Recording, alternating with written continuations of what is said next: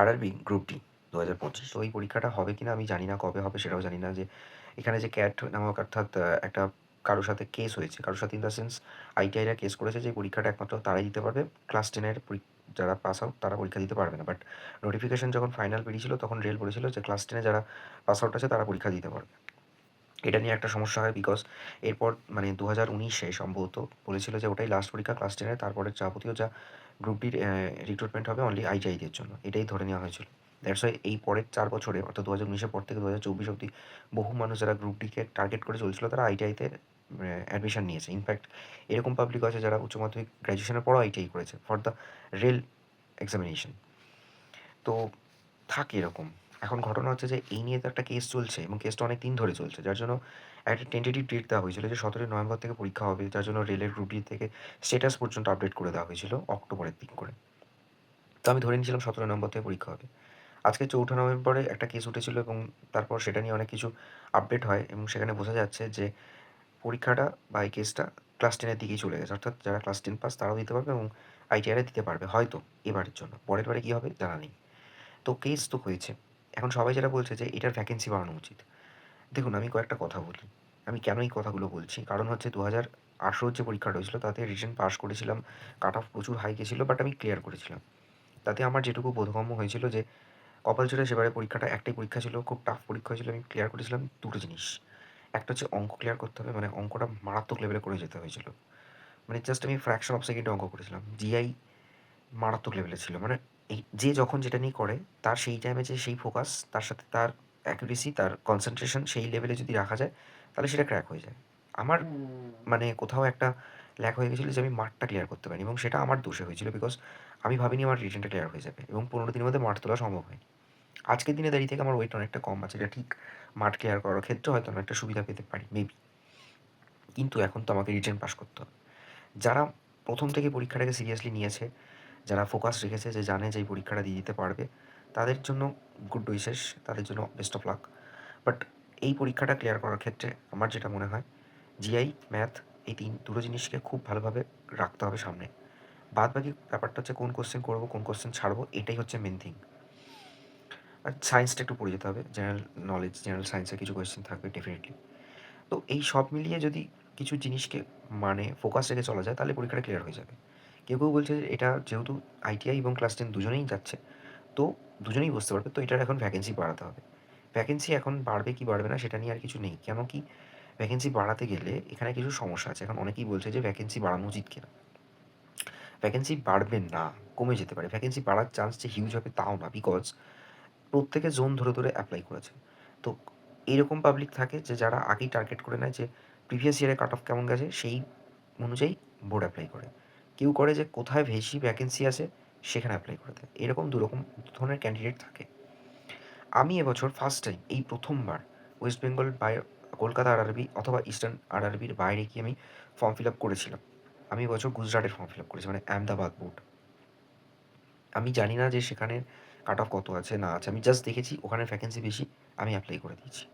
অনেকে ভেবেছিল ওটা মুম্বাই জোনের মধ্যে আছে, বাট না, ওটা আহমেদাবাদ বোর্ডের মধ্যে যাচ্ছে। তো ওটার জন্য পরীক্ষা আমার সিট কলকাতার বাইরে পড়বে কিনা আমি সেটাও জানি না। এনটিপিসি ভুবনেশ্বরে পড়েছে, এরা কোথায় পড়বে আই ডোন্ট নো। ভুবনেশ্বরে পড়বে নাকি আহমেদাবাদে পড়বে নাকি কলকাতাতে পড়বে নাকি বিহারে পড়বে আই ডোন্ট নো। পরীক্ষা 17 নভেম্বর থেকে শুরু হওয়ার চান্সই বেশি। ধরে নিলাম আর 10-12 দিন টাইম আছে।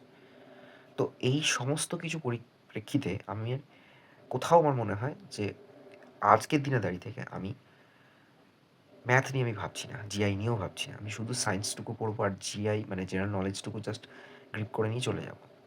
এটা এখনও আমার কনফিডেন্স। কতটা কী করতে পারবো জানি না, বাট ওই একটাই কথা বললাম, পরীক্ষাটা পাস করতে গেলে অ্যাকুরেসি লেভেল হাই রাখতে হবে। প্রচুর প্র্যাকটিস যেমন দরকার, সবথেকে দরকার হলো অ্যাকুরেসি। অর্থাৎ আমি 3টে কোশ্চেনে 3টেই ঠিক করলাম নাকি 3টে কোশ্চেনের মধ্যে একটা অ্যাটেন্ড করে একটাই ঠিক করলাম, সেটা আমাকে জাস্টিফাই করতে হবে।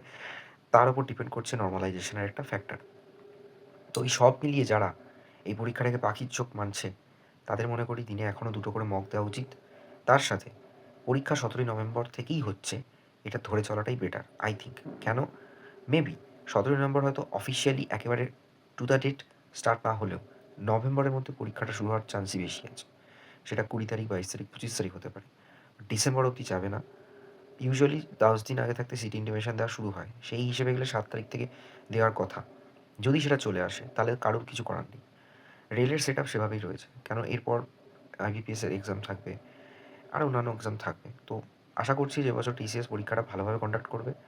এমন কোনো উল্টোপাল্টা জায়গায় সিট ফেলবে না যেটা এনটিপিসিতে আমাকে ভুগতে হয়েছিল। লাইট কম, মাউস পয়েন্টার ঠিক কাজ করছে না, নেট ইস্যু হচ্ছে। এরকম যদি হয় তাহলে 1.5 ঘন্টার মধ্যে শান্তভাবে পরীক্ষা দেওয়া সম্ভব না। ওয়েল সেটআপ, ওয়েল ইনফ্রাস্ট্রাকচার একমাত্র টিসিএস গীতবিতান কলকাতা সার্কেলের মধ্যে।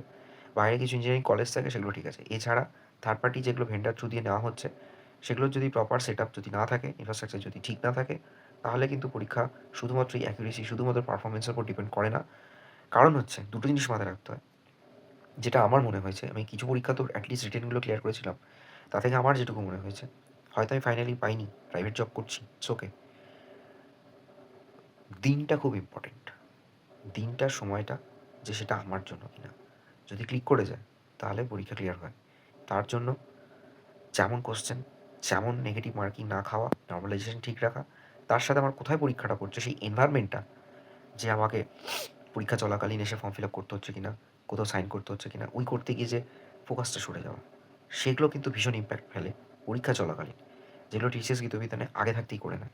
যদিও এখন নতুন যেটা শুরু করেছে রেলের, পরীক্ষা চলাকালীন ছবি তুলতে আসে, পরীক্ষা চলাকালীন বায়োমেট্রিক নিতে আসে। এটা নতুন দেখলাম অ্যাডিশন হয়েছে এনটিপিসি টাইম থেকে। সেটা মেবি গ্রুপ ডির ক্ষেত্রেও থাকবে। তো সেটাকে সেইভাবেই মাইন্ড সেট আপ করে চলতে পারলে, যে একটা কোশ্চেনের জন্য আমার হার্ডলি 5 সেকেন্ডস কি 7 সেকেন্ডস আমি টাইম দিতে পারবো, তার বেশি নয়। আর যেগুলো একেবারেই জানি, ডাইরেক্ট জেনারেল নলেজের কোশ্চেন, জেনারেল সায়েন্সের কোশ্চেন, তার জন্য তো 1 সেকেন্ড, 2 সেকেন্ড। এইভাবে টাইমটাকে যদি ম্যানেজ করা যায়, তাহলেই একমাত্র রেলের কোনো পরীক্ষা, স্পেশালি এই পরীক্ষা, বিকজ এটার একটাই জিনের পরীক্ষা, তো এটা বেশ টাফ থাকে, ক্লিয়ার করা সম্ভব। এইভাবে যদি চলা যায় তাহলে আমার মনে হয় এই পরীক্ষা ক্লিয়ার করা যায়। কেন আমাদের তো লাগবে ভ্যাকেন্সি, আমার নিজের জন্য একটা, তাই সেখানে ভ্যাকেন্সি বাড়ুক চাই না বাড়ুক, সেটা না ভেবে ফোকাস যদি ঠিক রাখা যায় তাহলে পরীক্ষা ক্লিয়ার করা সম্ভব। Stay tuned on Bong stories.